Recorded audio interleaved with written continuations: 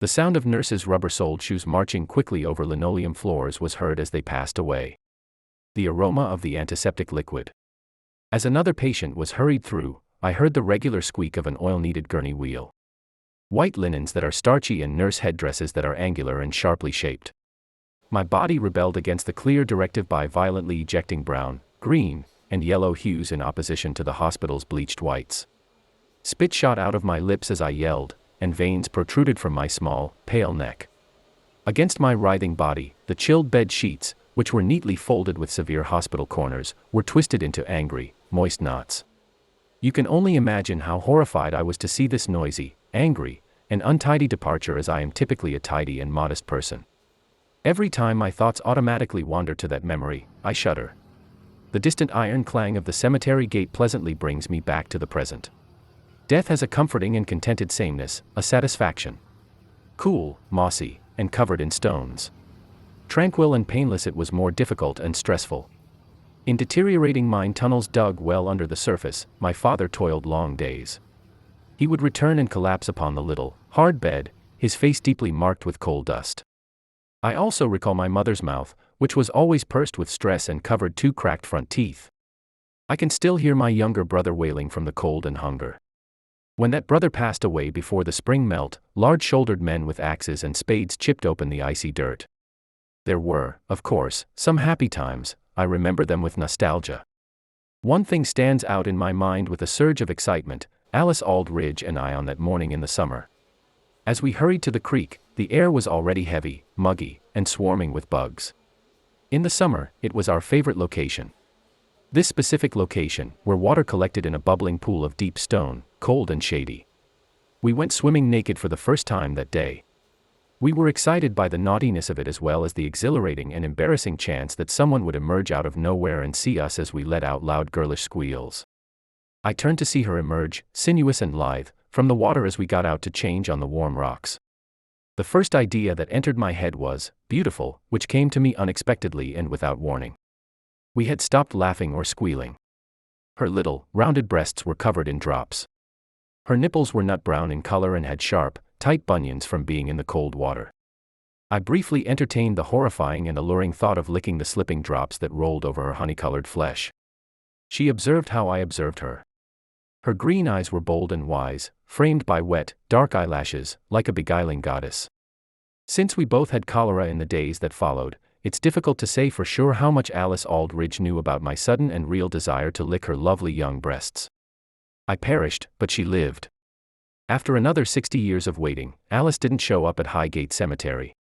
As with the others, a pile of earth was dumped out for her, consisting of damp, black clods with worms squirming in the overly bright air.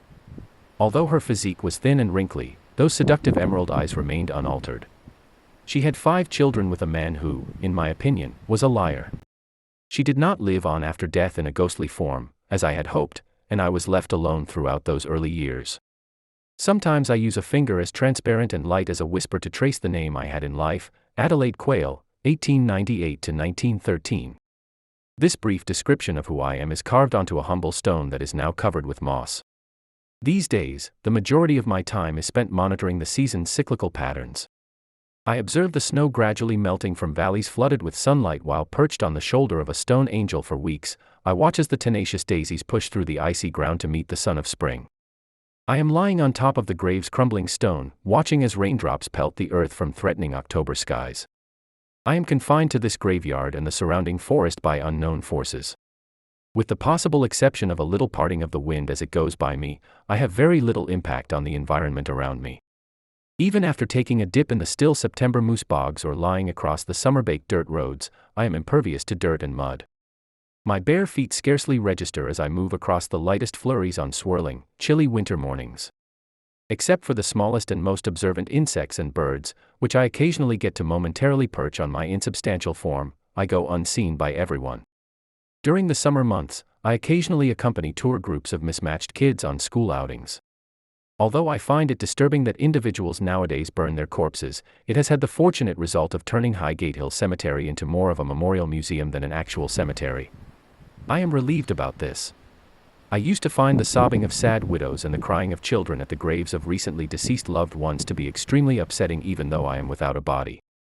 I would stand by their side as they sobbed, putting on an invisibly somber and polite mourning. Instead, I now stand with the kids as they swarm around historical notice boards or in front of graves and mausoleums. There is a picture of some students from my schoolhouse on one information board with the caption, Coal Creek Settlement, 1890 to 1957, taken 2 years prior to my own enrollment. These modern-day children are seen by them, but they don't actually see us. They have been observing my contemporaries while I have stood centimeters from their faces. In the black and white image's absence of color or in our expressionless faces, smiling wasn't popular in photographs at the time. I can sense that comprehension is lost or just because they think the outfit is odd and out of date. I say, we're not that different, you know, but they don't hear me. The tour guide offers no assistance. For instance, the cholera pandemic that swept the valley in the early 20th century is referenced in the poem, My Grave. I didn't relish learning that it was purportedly brought on by the town's water supply passing through the remains of individuals who had been crushed in a mining accident.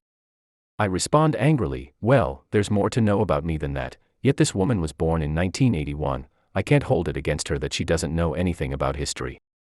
Near my grave is a fir tree that is 2 decades older than this claimed historical authority.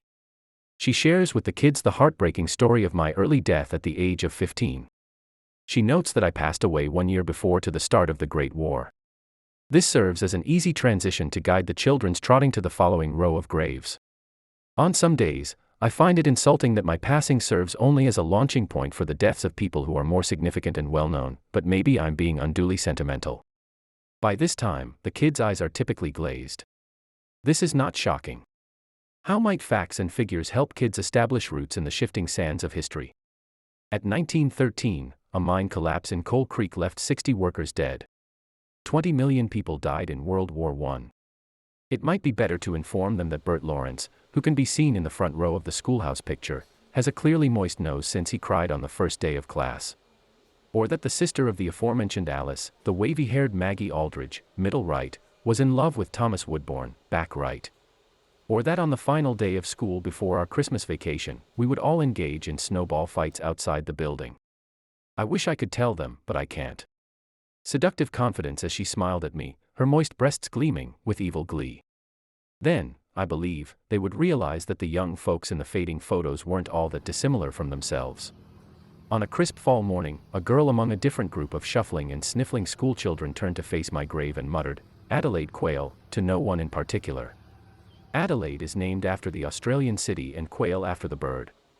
Her perceptive green eyes followed the sound of my name with fascination. I felt valued, honored, and seen. Yes. I sobbed inaudibly. Exactly. That's me. I walked behind the green-eyed girl, trying to be helpful by answering the worksheet's questions in an unheard voice but with the right answers. After 45 minutes, when her company departed via the wrought iron gates, I said her farewell unwillingly. I spent hours following this encounter obsessing over the details in lovely and delightful ways. Imagine my surprise and happiness when the girl, my new Alice, stepped through again a week later while dragging a boisterous, golden puppy on a leash. I accompanied them as they traveled from one gate to the next, narrating to her about the passing of the seasons, the hospital with its spotless white walls, my family, and the classroom. Once it warmed up again, I promised her, we could run together through the tall grass to the brook. I could show her where it is, the cool, protected location with deep water. We could swim together while draping our dresses over the warm rocks in the sweltering air. I generally watch for the first snowfall to dust the tops of the enormous, far-off peaks, but I was preoccupied and missed it. Previously, being unseen and unheard had only been a minor irritation, but now it was agonizing. Most days in the evening, Alice would arrive with her dog on a leash and make her way from gate to gate as part of what appeared to be a broader loop. Every day as she left me, I yelled in agonized frustration because I wanted to be seen and acknowledged, both touching and being touched. One morning, I saw a branching, intricate spider web covered in dew that was normally invisible but was illuminated by its moisture in the early morning sun. A hummingbird was taking nectar from some flowers close by. I gritted my teeth and went for the little bird.